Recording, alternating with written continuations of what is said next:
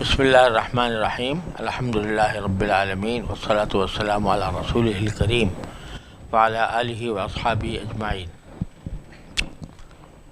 اعوذ باللہ من الشیطان الرجیم، بسم اللہ الرحمن الرحیم۔ الف لام میم صاد، کتاب انزل الیک فلا یکن فی صدرک حرج منہ لتنذر به وذکری للمؤمنین۔ اتبعوا ما انزل الیکم من ربکم ولا تتبعوا من دونه اولیاء قلیلا ما تذکرون۔ وَكَم مِّن قَرْيَةٍ أَهْلَكْنَاهَا فَجَاءَهَا بَأْسُنَا بَيَاتًا أَوْ هُمْ قَائِلُونَ فَمَا كَانَ دَعْوَاهُمْ إِذْ جَاءَهُم بَأْسُنَا إِلَّا أَن قَالُوا إِنَّا كُنَّا ظَالِمِينَ۔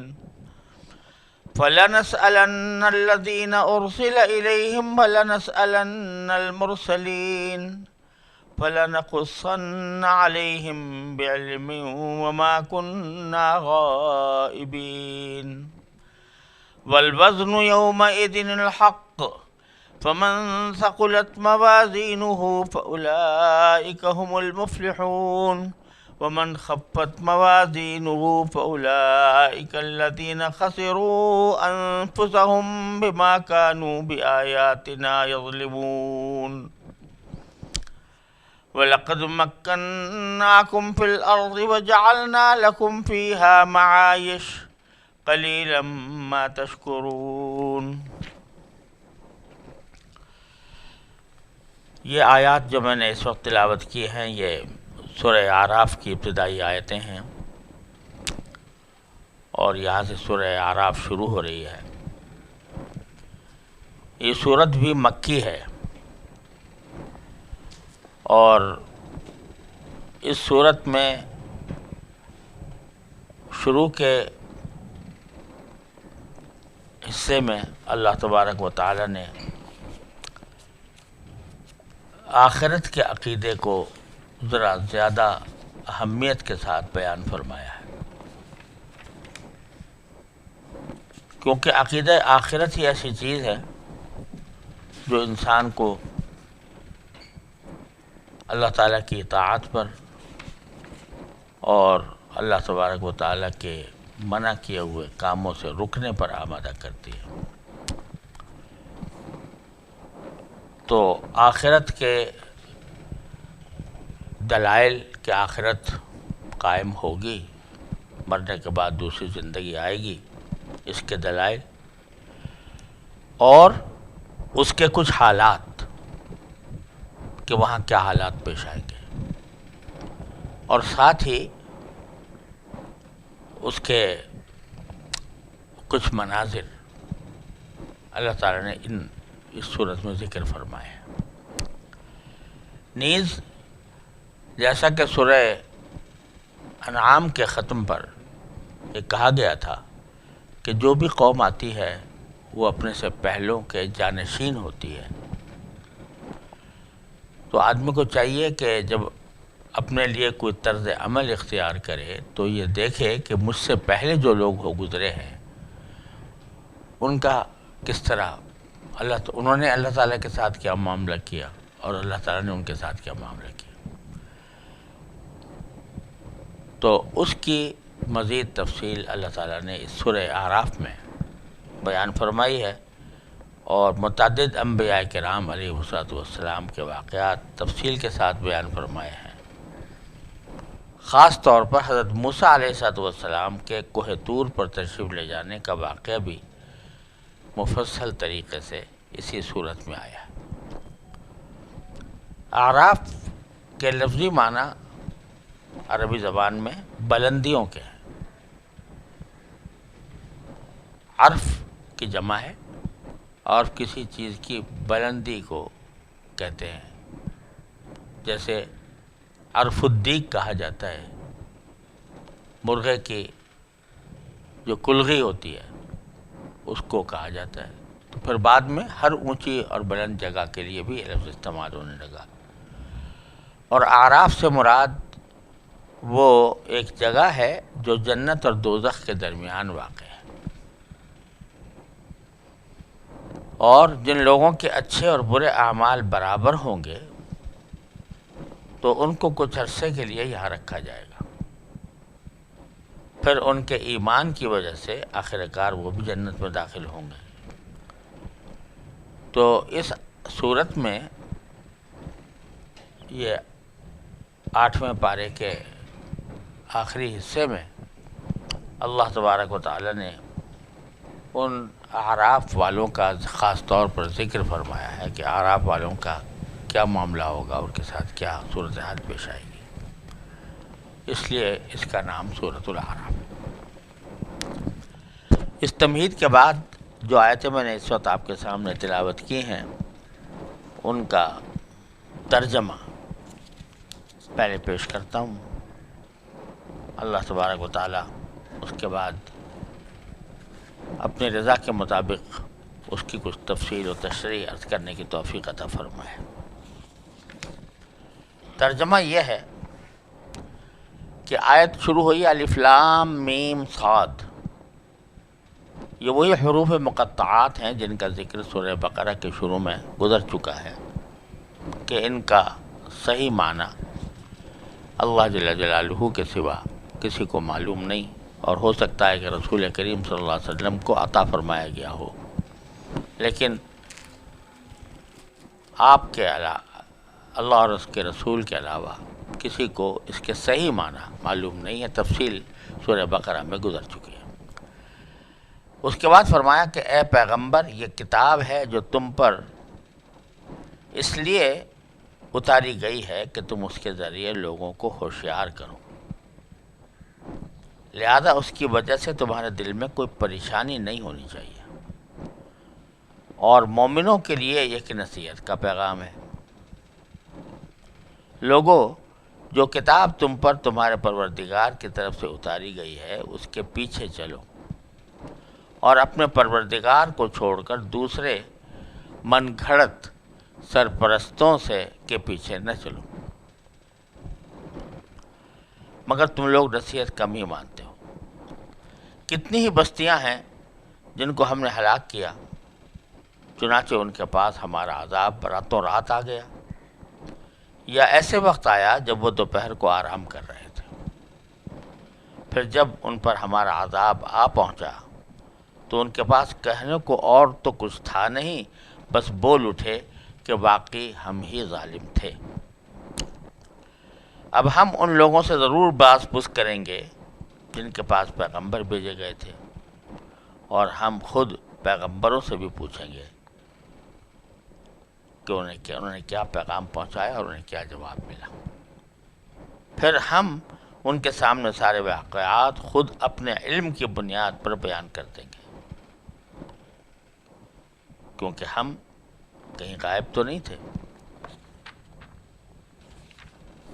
اور اس دن یعنی قیامت کے دن وزن واقع ہونے والا ہے. پھر یعنی وزن ہوگا اعمال کا، اور اس دن وزن ہونا اٹل حقیقت ہے. چنانچہ جن کی ترازو کے پلے بھاری ہوں گے وہی فلاح پانے والے ہوں گے، اور جن کے ترازو کے پلے ہلکے ہوں گے وہی لوگ ہیں جنہوں نے ہماری آیتوں کے ساتھ زیادتیاں کر کے خود اپنی جانوں کو گھاٹے میں ڈالا ہے. اور کھلی بات ہے کہ ہم نے تمہیں زمین میں رہنے کی جگہ دی اور اس میں تمہارے لیے روزی کے اسباب پیدا کیے، پھر بھی تم لوگ شکر کم ہی ادا کرتے ہو. شروع میں اللہ تبارک و تعالی نے اس کتاب کے نازل کرنے سے متعلق ایک حقیقت کا بیان فرمایا ہے، اور حضور اقدس سرور دو عالم صلی اللہ علیہ وسلم کو تسلی بھی دی ہے. فرمایا کتاب انزل الیک، یہ کتاب ہے جو آپ کی طرف نازل کی گئی ہے، کتاب انزل الیک فلا یکن فی صدرک حرج منہ، تو آپ کے سینے میں اس کی وجہ سے کوئی تنگی نہ ہو۔ اور پھر فرمایا کہ کیوں نازل کی گئی؟ لتنذر بہ، تاکہ اس کے ذریعے آپ لوگوں کو متنبع کریں، آگاہ کریں آخرت کے واقعات سے، بذکریٰ للمؤمنین، اور مسلمانوں کے لیے یہ ایک نصیحت کا پیغام ہے۔ اس آیت میں دو تین باتیں قابل ذکر ہیں۔ پہلی بات تو یہ ہے کہ عربی کے قاعدے کے لحاظ سے عبارت اس طرح ہونی چاہیے تھی کہ کتاب انزل الیک لتنذر بہ وذکریٰ للمؤمنین فلا یکن فی صدرک حرج منہ، کہ یہ آیت ہم نے نازل کی ہے لوگوں کو آگاہ کرنے کے لیے اور مسلمانوں کو نصیحت کرنے کے لیے۔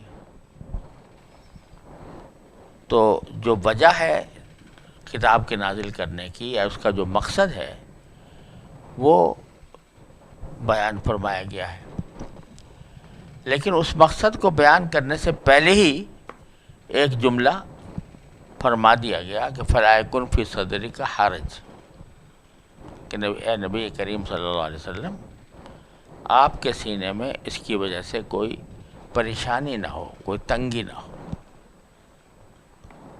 تو یہ عجیب انداز کا طرز کلام ہے کہ اگر عربی کے لحاظ سے دیکھیں تو کتاب انزل الیک، یہ انزلہ جو ہے یہ فعل ہے، اور لتنذر بہ اس سے متعلق ہے جس میں اس فعل کی وجہ بیان کی گئی ہے۔ تو لیکن بیچ میں فلا یکن فی صدرک حرج منہ کا جملہ کچھ اس طرح آ گیا جیسے جملہ معترضہ ہوتا ہے، اگرچہ جملہ معترضہ نہیں ہے لیکن انداز ایسا ہے۔ کیا وجہ ہے کہ بیچ میں یہ بات فرمائی گئی؟ وہ یہ کہ یہ نبی کریم صلی اللہ علیہ وسلم پہلے ہی سمجھنا چاہیے کہ حرج سے کیا مراد ہے، کہ نبی کریم صلی اللہ علیہ وسلم کے سینہ اقدس میں کوئی تنگی نہ ہو، پریشانی نہ ہو، اس کا کیا مطلب ہے؟ اس کا ایک مطلب تو یہ ہے تنگی نہ ہونے کا کہ آپ کو یہ خوف نہ ہونا چاہیے کہ لوگ مانیں گے نہیں، یا اس میری دعوت کے نتیجے میں مجھے کوئی تکلیف پہنچائیں گے، یہ خوف نہیں ہونا چاہیے آپ کو۔ ایک تو بات یہ۔ دوسری بات یہ کہ آپ کو یہ فکر بھی نہیں ہونی چاہیے کہ اگر میری اس دعوت کو لوگوں نے قبول نہ کیا تو اس کی ذمہ داری میرے اوپر آ جائے گی۔ یہ فکر بھی آپ کے سینہ اقدس میں نہیں پیدا ہو کر آپ کو پریشان نہ کرنی چاہیے، جس کی وجہ کئی جگہ قرآن کریم نے بیان فرمائی ہے کہ آپ کو تو ہم نے ایک پیغام بر بنا کر بھیجا ہے، لوگ اس کو مانتے ہیں یا نہیں مانتے اس کی ذمہ داری آپ کے اوپر عائد نہیں ہوتی۔ تو کچھ ایسا لگتا ہے یہاں پر اس انداز کلام میں، اس اسلوب میں، کہ جب یہ فرمایا گیا کہ ایک کتاب نازل کی گئی ہے آپ کے اوپر، تو کتاب کا کسی بندے پر نازل ہونا، اس کو رسالت کا فریضہ سونپنا، یہ اتنا بڑا بوجھ ہے، اتنا بڑی ذمہ داری ہے کہ قبل اس کے کہ اس کی وجہ بیان کی جائے کہ کیوں وہ نازل کی گئی ہے، اس سے پہلے ہی فرما دیا گیا کہ کہیں یہ نہ سمجھ لینا کہ یہ کتاب جو تمہارے اوپر نازل کی جا رہی ہے تمہارے اوپر بوجھ ڈالنے کے لیے نازل کی جا رہی ہے۔ کتاب انزل الیک فلا یکن فی صدرک حرج منہ، پہلے ہی قبل اس کے کہ اس کا مقصد بیان کیا جائے، اس سے پہلے ہی اللہ تبارک و تعالیٰ نے یہ جو نازل کرنا قرآن کسی کتاب کا کسی بندے پر، یہ بذات خود ایک انسان کے اندر بوجھ پیدا کرتا ہے کہ بھئی اللہ کی کتاب مجھ پر نازل ہو رہی ہے تو میرے اوپر کتنی بڑی ذمہ داری آ گئی، کتنا بڑا بوجھ میرے اوپر آ گیا۔ تو قبل اس کے کہ آگے بڑھیں، پہلے ہی فرما دیا کہ نازل کرنے سے یہ نہ سمجھیے گا کہ آپ کے اوپر کوئی ایسی ذمہ داری ڈالی جا رہی ہے جس کو آپ اٹھا نہیں سکتے، لہذا آپ کے اپنے سینے مقدس میں کوئی حرج نہیں ہونا چاہیے۔ پھر سنیے کہ کیا کس لیے بھیجی ہے، کیا بھیجی ہے؟ حرج کیوں نہ، لتنذر بہ، کہ آپ کو اس لیے بھیجی گئی ہے یہ کتاب، آپ پر اس لیے اتاری گئی ہے تاکہ آپ اس کے ذریعے لوگوں کو متنبہ کریں یا ڈرائیں یا آگاہ کریں کہ دیکھو تمہاری زندگی ختم ہو جائے گی، ایک دوسری زندگی آئے گی، اس میں تمہیں اپنے تمام قول و فعل کا جواب دینا ہوگا، تو ان کو ڈراؤ کہ اگر تم کفر کی روش پر برقرار رہے، شرک کرتے رہے، تو تمہارا انجام بڑا خراب ہونے والا ہے۔ اور وَذِكْرَى لِلْمُؤْمِنِينَ، اور ایک نصیحت ہو مومنین کے لیے، یعنی مشرکین کے لیے اور کفار کے لیے تو انذار ہے کہ ان کو ڈراؤ کہ تمہارے جو موجودہ حرکتیں ہیں یہ بالآخر تمہیں آخرت میں جہنم کی طرف لے جائیں گی۔ اور مومنین کے لیے ذکرہ، ذکرہ کے لفظی معنی ہے یاد کرا دینا، یاد دہانی، یاد دہانی۔ تو جو مومن ایک مرتبہ ایمان لے آیا، اس کو ایمان کی دعوت اب دینے کی ضرورت تو نہیں ہے، کیونکہ الحمدللہ اللہ تعالیٰ نے اس کے دل میں ایمان ڈال دیا، ایمان لے آیا۔ لیکن ایمان کے نتیجے میں ایک انسان کے دل میں جو اللہ جل جلالہ کی اطاعت کا جذبہ پیدا ہوتا ہے ایمان لاتے ہی، تو وہ جذبہ پیدا ہوتا ہے، اس کی ذہن و دل کے اوپر اللہ جل جلالہ کی عظمت آتی ہے اور اس کی اطاعت کا جذبہ پیدا ہوتا ہے۔ لیکن یہ جذبہ مرور ایام سے جو دن گزرتے ہیں اور دنیا کے معاملات سے انسان کا سابقہ پیش آتا ہے، تو وہ جو جذبہ پیدا ہوتا ہے بعض اوقات وہ اوجھل ہونے لگتا ہے۔ تو ذکرہ، تو اس کی یاد دلائی جاتی ہے کہ بھائی تم ایمان لانے کے نتیجے میں تمہارے دل میں جو اطاعت کا جذبہ پیدا ہوا تھا کہیں بھول نہ جانا، اور کہیں اس کو نظر انداز نہ کر دینا، اس لیے مومنین کے لیے وہ ذکرہ ہوتا ہے۔ تو ایک چھوٹے سے جملے میں قرآن کریم کا پورا مقصد بیان فرما دیا گیا، اور اس کے بارے میں نبی کریم سرور دو عالم صلی اللہ علیہ وسلم کے قلب مبارک میں اگر کوئی بوجھ تھا تو اس کو بھی ساتھ ساتھ ظاہر فرما دیا گیا۔ اب جو اصل پیغام ہے اس کتاب کا وہ آگے بیان فرماتے ہیں، اتبعوا ما انزل الیکم من ربکم، تمہارے پروردگار کی طرف سے جو چیز نازل کی گئی ہے تم اس کی پیروی کرو، اس کے پیچھے چلو۔ وَلَا تَتَّبِعُوا مِن دُونِهِ أَوْلِيَاءَ، اور اس اللہ کے سوا کے علاوہ ان کو چھوڑ کر دوسرے سرپرستوں کے پیچھے نہ چلو۔ اولیاء جمع ہے ولی کی، ولی کہتے ہیں کسی رکھوالے کو، سرپرست کو، جو کسی کی دیکھ بھال کرتا ہو، اس کی نگرانی کرتا ہو۔ تو انہوں نے، کافروں نے، مشرکوں نے مختلف بتوں کو اور مختلف دیوتاؤں کو، دیویوں کو اپنا ولی سرپرست بنا رکھا تھا۔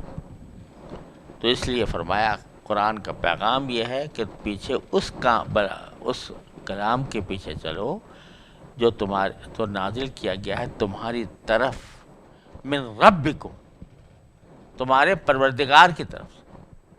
پروردگار کا لفظ لا کر یہ اشارہ فرما دیا گیا کہ ارے بھائیو یہ تمہارا پالنے والا ہے، اور تمہیں اسی نے پیدا کیا، وہی تمہیں پالتا پوستا ہے، اور ایسا ہی ہے، ایسا کیا بلکہ ایک محض ایک نظیر کے طور پر اگر کہا جائے تو جیسے ایک باپ اپنے اولاد کو پالتا پوستا ہے، اس طرح پروردگار جو ہے وہ تمہیں پالتا پوستا ہے۔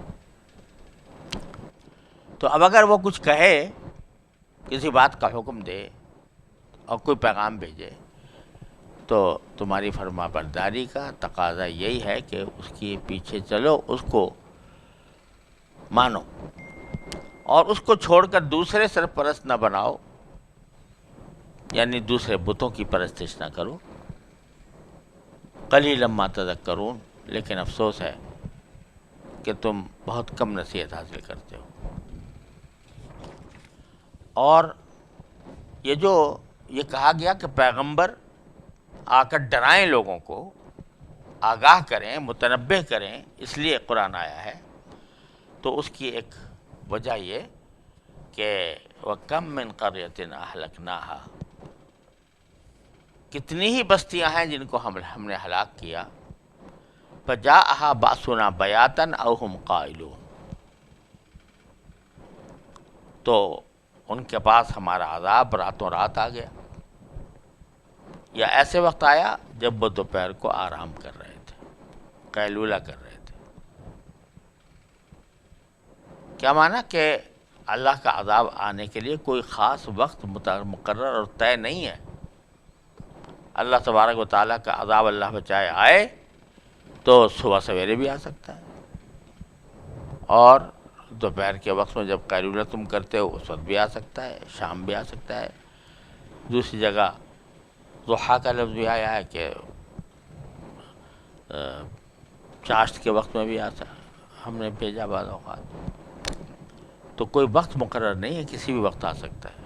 اگر تمہیں اپنی ان بدعمالیوں کے باوجود اور کفر و شرک کے ارتکاب کے باوجود آرام سے بیٹھے ہو اور تمہیں کوئی تکلیف نہیں ہے، تو اس کا مطلب یہ نہیں ہے کہ اب تم بالکل محفوظ ہو گئے ہو اور آئندہ کوئی عذاب نہیں آئے گا۔ کسی وقت بھی آ سکتا ہے، رات کو آ جائے، دن کو آ جائے۔ تو چنانچہ پچھلے جو امتیں گزری ہیں ان کے اوپر عذاب اسی طرح آیا کہ یا تو راتوں رات آ گیا، یا اس وقت آیا جب کہ وہ قیلولہ کر رہے تھے۔ اور جب آ گیا فما کان دعواہم اذ جاءہم بأسنا الا ان قالوا انا كنا ظالمین، جب آ گیا عذاب جس سے ڈرایا جا رہا تھا، تو اب جو ان کی پکار ان کے زبان پر کیا تھی کہ وہی والی کہ بھئی یہ تو سمجھ میں آنے والی بات نہیں ہے کہ ہمیں دوبارہ زندہ اٹھایا جائے گا اور ہمیں اللہ کے سامنے پیش کیا جائے گا۔ یہ جو باتیں دنیا میں کیا کرتے تھے، کہ وہی کہا کہ نہیں، وہاں پر ان کی جو بات ہوگی وہ کیا ہوگی کہ الا ان قالوا انا كنا ظالمین، بس یہی کہہ سکیں گے، اور تو کوئی کہنے کی بات ہوگی نہیں۔ یہ کہہ سکیں گے کہ ہم ہی ظالم تھے، ہم نے ظلم کیا تھا خود اپنی جانوں پر، اللہ کے توحید پر، رسول کی رسالت پر، آخرت پر ہم ایمان نہیں لائے تھے۔ فَلَنَسْأَلَنَّ الَّذِينَ أُرْسِلَ إِلَيْهِمْ وَلَنَسْأَلَنَّ الْمُرْسَلِينَ، اب ہم ان لوگوں سے ضرور باز پرس کریں گے جن کے پاس پیغمبر بھیجے گئے تھے۔ کیا باز پرس کریں گے کہ تم نے ان پیغمبروں کے ساتھ کیا معاملہ کیا، اور بَلَنَسْأَلَنَّ الْمُرْسَلِينَ، اور خود ہم پیغمبروں سے بھی پوچھیں گے کہ انہوں نے کیا پیغام پہنچایا تھا اور کیا انہیں جواب ملا تھا۔ یہ سوال ظاہر بات ہے کہ اللہ جل جلالہ کو تو سب پتہ ہے، سب معلوم ہے، علم ازلی میں ہے کہ جن کے پاس بھیجا گیا تھا انہوں نے کیا جواب دیا، اور یہ بھی علم ازلی میں ہے کہ پیغمبروں نے اپنے فریضے کو پوری طریقے سے ادا کیا یا نہیں کیا۔ لیکن وہاں لوگوں پر اس بات کو واضح کرنے کے لیے فرمایا کہ ہم سوال کریں گے کہ بتاؤ تمہارے پاس پیغمبر آئے تھے کہ نہیں آئے تھے، اور آئے تھے تو انہوں نے کیا پیغام پہنچایا تھا. اور خود رسولوں سے پوچھا جائے گا کہ تم نے اپنا فریضہ ادا کیا یا نہیں، اور کیا بات، کون سا پیغام پہنچایا. اور فَلَنَقُصَّنَّ عَلَيْهِمْ بِعِلْمٍ وَمَا كُنَّا غَائِبِينَ،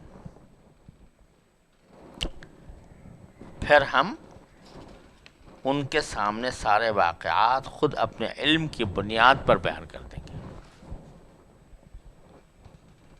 یعنی جب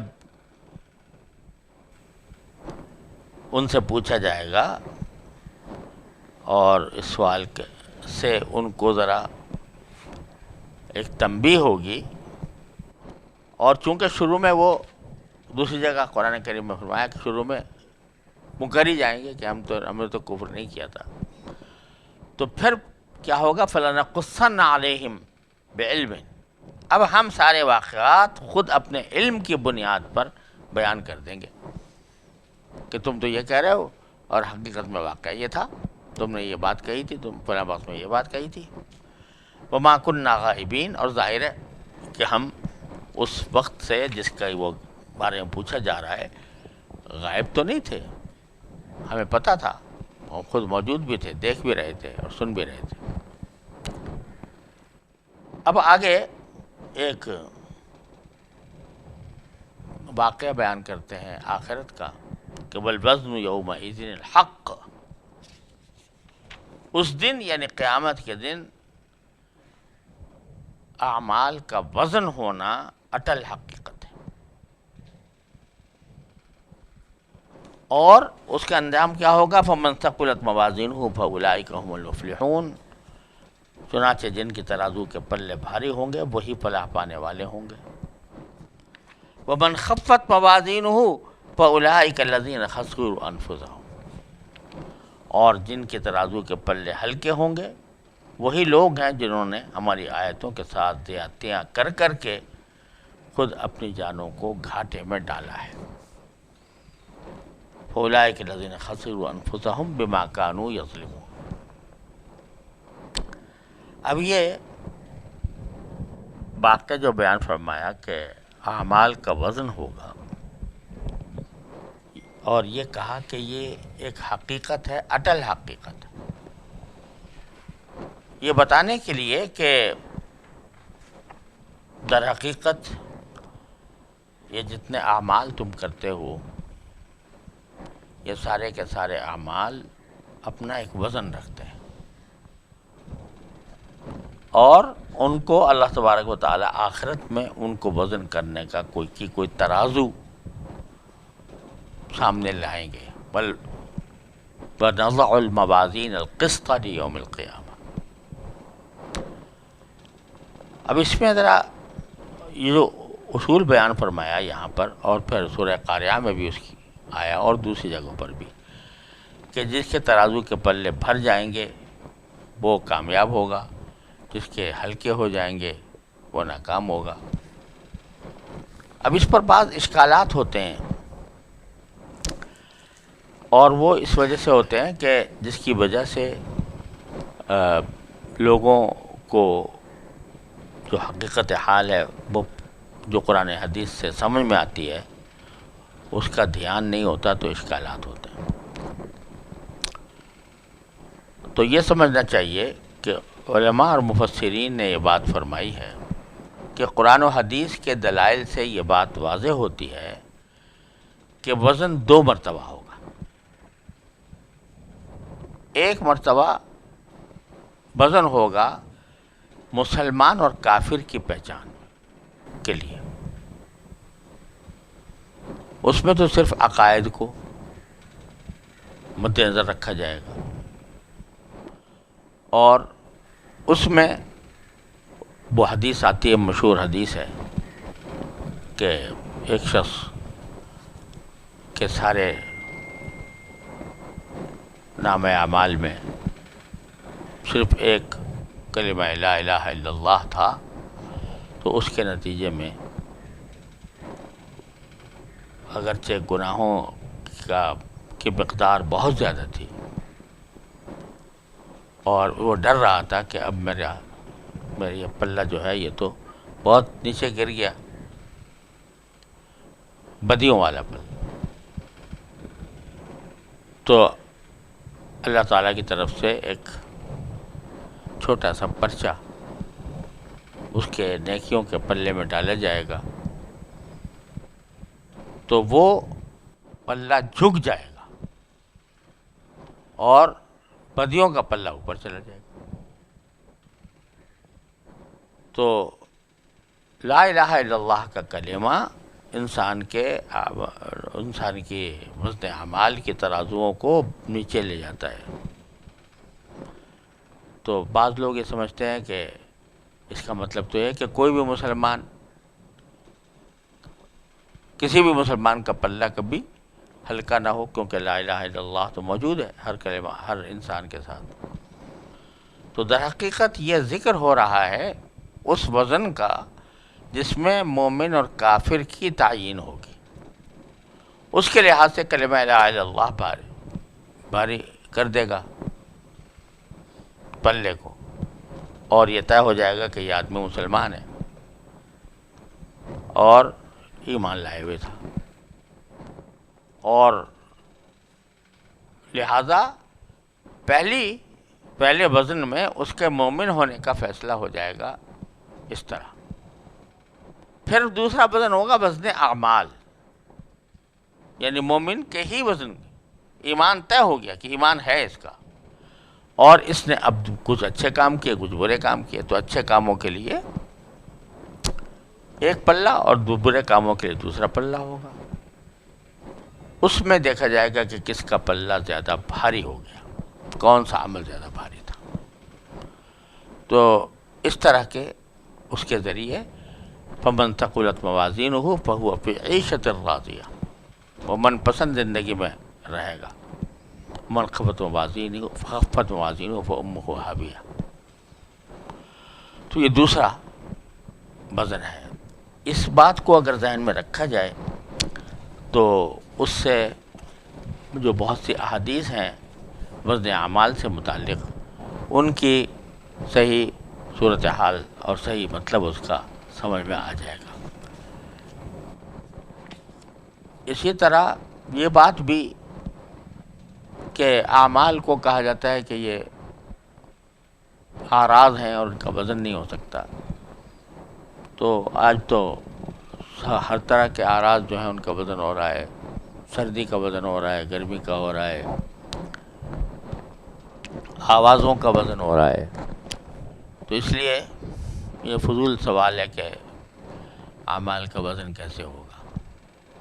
اگرچہ بعض روایات سے یہ بھی معلوم ہوتا ہے کہ انسان کے اعمال جو ہیں وہ آخرت میں جا کر کوئی متجسد شکل اختیار کر لیں گے، جسمانی شکل اختیار کر لیں گے. جیسے کہ زکوٰۃ نہ دینے والے کے بارے میں فرمایا گیا تھا، حدیث میں آتا ہے، قرآن کریم میں بھی ہے، سَيُطَبَّقُونَ مَا بَخِلُوا بِهِ يَوْمَ الْقِيَامَةِ، کہ قیامت کے دن یہ جس مال میں انہوں نے بخل سے کام لیا تھا وہ ان کے گلے کا طوق بنا دیا جائے گا.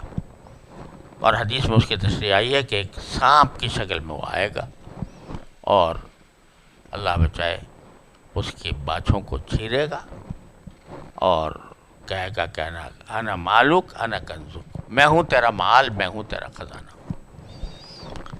تو مختلف اعمال جو ہیں وہ بعض اوقات کوئی جسمانی شکل بھی اختیار کر لیں گے، اور ان کے نتیجے میں وزن صرف اعمال کے اعراض ہونے کی حیثیت سے نہیں بلکہ کل جوہر ہونے کی حیثیت سے اعمال کا وزن ہوگا. اور اللہ تبارک و تعالیٰ نے بہت سے روایات میں بتایا ہے کہ ایک مومن کے ساتھ اللہ تبارک و تعالیٰ وزن کے معاملے میں کتنا شفقت کا معاملہ فرمائیں گے کہ سبحان اللہ کا کلمہ جو ہے وہ بانتہا وزنی ہو کر آئے گا. الحمدللہ کا کلمہ نہایت وزنی ہو کر آئے گا. سبحان رب العظیم، سبحان اللہ وحمدہ سبحان اللہ العظیم، اس کو فرمایا کہ یہ بڑا ثقیل ہو کر آئے گا میزان میں. تو بظاہر دیکھنے میں چھوٹے چھوٹے عمل ہوتے ہیں لیکن وہ اللہ تعالیٰ کے ہاں وزنی ہوتے ہیں. تو اس لیے کسی بھی چھوٹے عمل کو، کسی بھی چھوٹے عمل کو معمولی اور حقیر سمجھ کر چھوڑنا نہیں چاہیے۔ کیا پتہ کہ اللہ تبارک و تعالیٰ اسی کے اندر اتنا وزن پیدا فرما دیں کہ ہمارا بیڑا پار ہو جائے۔ پھر آخر میں اللہ تبارک و تعالیٰ نے ان آیات میں فرمایا کہ لَقَدْ مَكَّنَّاكُمْ فِي الْأَرْضِ وَجَعَلْنَا لَكُمْ فِيهَا مَعَايِشَ، کہ کھلی بات ہے کہ ہم نے تمہیں زمین میں رہنے کی جگہ دی، اس میں تمہارے لیے روزی کے اسباب پیدا کیے۔